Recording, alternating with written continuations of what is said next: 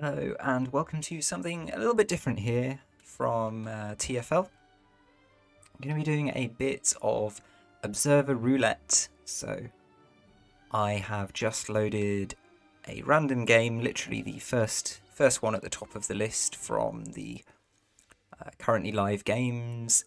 I've got no idea what elo these players are, what kind of quality of game we're going to see, whether it'll be a low elo game, a high elo game, a short game, a long game, an aggressive game, whatever.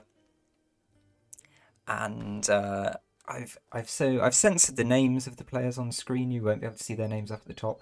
I'm aware that it's going to say their names in the game logs, and it's going to say their names when I click on the units. So the intention is not that it's absolutely impossible to know their names, but just that we kind of don't focus on it. So I'm just going to be referring to these two players as red and blue, or probably as Otto and Malta, because that is what they're playing as. So we have in the left, in red, our Ottoman player, opening up with a mosque, and oh, we got no, there we go.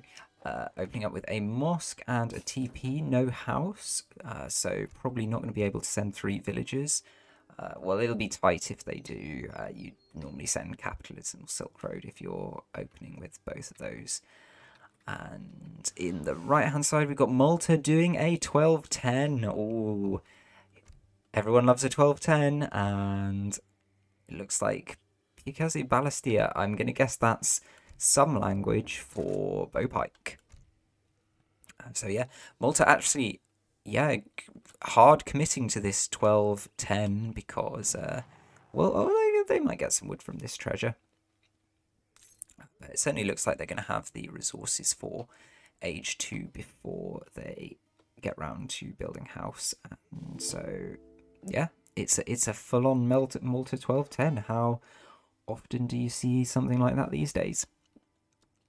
Very exciting. We'll hop back over to Ottoman. So yeah, Ottoman opening up with Capitalism. The deck is called Rush. Oh, I think we're in for some exciting aggressive play here. We've got all the resource crates. Interestingly, not 600 gold though. That can kind of make it hard to pivot up into Fortress Age depending on what order you do things. But I suppose they do have Capitalism, which will help with that a bit. Interestingly, you got the Infantry Training Speed card. That's a little bit lesser seen. 5 villagers available as well. So yeah, it looks like Ottoman's setting themselves up really nicely for a classic Janissary rush here. Wonder if we're going to see any forward villagers. We're certainly going to want to get some more wood than this if we're going to be, yeah, a few more villagers getting switched over to wood there. We're going to want a few more villagers on wood because even though we're going to get the quartermaster for 400 on the age up, we're going to want houses. You haven't got any houses yet. There you go, first one going down. And we're going to probably want 2 barracks, maybe a barracks and an artillery foundry, which is quite a lot of wood. And you're going to need more houses for those military units. You might also want a stable market. Meanwhile, over on the Malta side, the age 2 is almost in. Second shipment available thanks to that early trading post. In fact, has chopped a lot of wood in transition. Now got 2 trading posts. So we've got Malta going for a very XP and a market. Oh my goodness, so much wood was gathered in transition, and another 400 available from the age up. So yeah, Malta absolutely swimming in wood. I wonder if they've not gone for any of the upgrades. Wonder if they're going to be spending any of that on some mid-map hospitals, or whether it's a case of just sit at home. Have finally got a house, so can train some more villagers. Shipping German tongue in, so an early age 2 German tongue with some more of the massive amount of wood that they've gathered. 450, that's going to give them that commandery wagon. Could potentially train some cav from that, but it does seem like they're more on the idea of going for bowpike. So we've got German tongue and we've got Wignagort, so quite a lot of investment here because neither of those are cards that pay off immediately. Except, I guess, you kind of get the commandery for defense, so it could be vulnerable to a hard Ottoman rush here. See, Ottoman has shipped in 700 wood as their first Age 2 card, following it up with 5 villagers. So I wouldn't say it was an out-and-out rush on their side either. The barracks has gone down at home. No evidence of a second military building here either. Could have potentially might have been thinking about getting the middle trade post, but of course it's gone to Malta already. They were too slow on that one. Market going down though, very nice. We've got 5 Jans being trained with those age up resources. Got no one gathering any gold, but capitalism is providing plenty, so just need vills on food, and obviously because you're Ottoman you don't even have to worry about balancing that against training your vills. Will be housed in a second, so does need to put down a house, although they have the resources for it. Early 5 Jans coming out, gonna make themselves known immediately. It's 6-minute mark, 5 Jans on that middle trade post.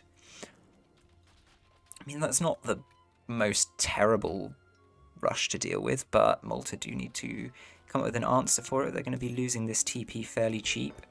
Comandria's gone down in a very weird position, I would say, off to the side, guarding some resources, which is good for the long term, but not really asserting much in terms of actual map control, especially when you've got this vulnerable trade post out at the front. Could potentially have invested in trying to defend that, but seems happy enough to let it go.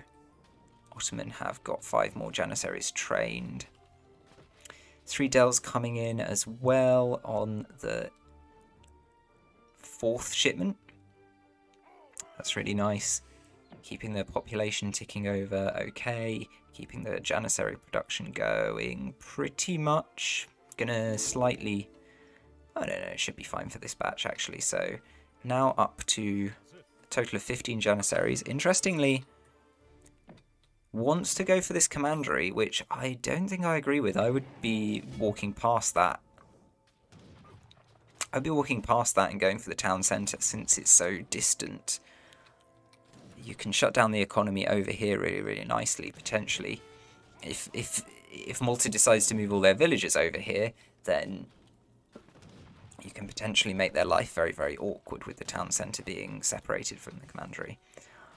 4 more Janissaries being trained, and that's going to be another batch of 5. Another 5 coming in from the home city as well. So it's going to be up to something like 20... Oh, there's another bunch here. So 26, 28 Janissaries on the map. Also got the 3 Dells. It's a pretty classic Ottoman rush. Yeah, so not quite in position, but just about the 8-minute mark.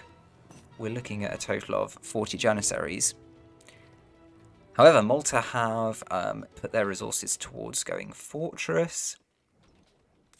So that first trade post and that commandery sacrificed really for the time to gather up those fortress resources and make the age up to age 2. Absolutely no military on the map, so I think it's going to be really tough for Malta these next couple of minutes. Pretty likely to lose this town centre. Doesn't have a shipment available to send the fixed gun, which is pretty much the only thing that could threaten a group of this size. I don't think fire throwers are going to quite do it. Ottomans choosing to chase down this group of villagers here who are being guarded pitifully by a few pikes. It's kind of interesting.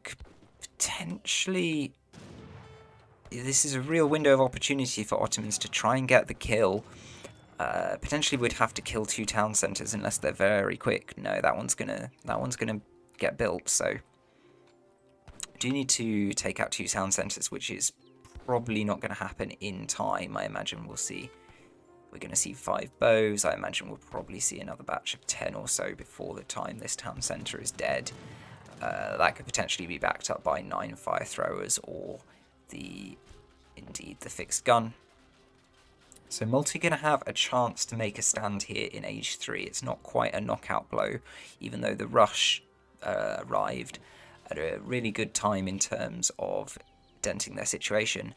Villagers getting chased around everywhere. The bows forced to go and defend these villagers, but bows against Dells, it's not going to work out well. More Janissaries coming in for Ottomans now, sitting on 34 in the aggressive force, going to have another 10. coming in to join them any second now. Things are looking pretty good for Ottoman here, this Janissary mass. It's difficult to imagine how Malta's going to stop this. The 9 fire throwers are coming in. I hoped that we would see another 5 crossbows about to pop, but I'm guessing that the raiding has made that impossible. So many villagers just having to move around from A to B, nowhere's safe for them at the moment. A little bit of a defensive mass being built up by Malta here at the back. It's 9 fire throwers, but I think the Jans can just take them on. I think the Jans can just take them in the face. They have got area of effect, so the Jans would do well to stagger out. They will get a sort of a little bit of an economy of scale from the fact that there are so many. But even so, the number, you know, they're outnumbered 4-1, so I think that's going to be curtains. And there we see the GG. So a fast win there for Ottoman, pretty much a by the book Ottoman 8-minute rush.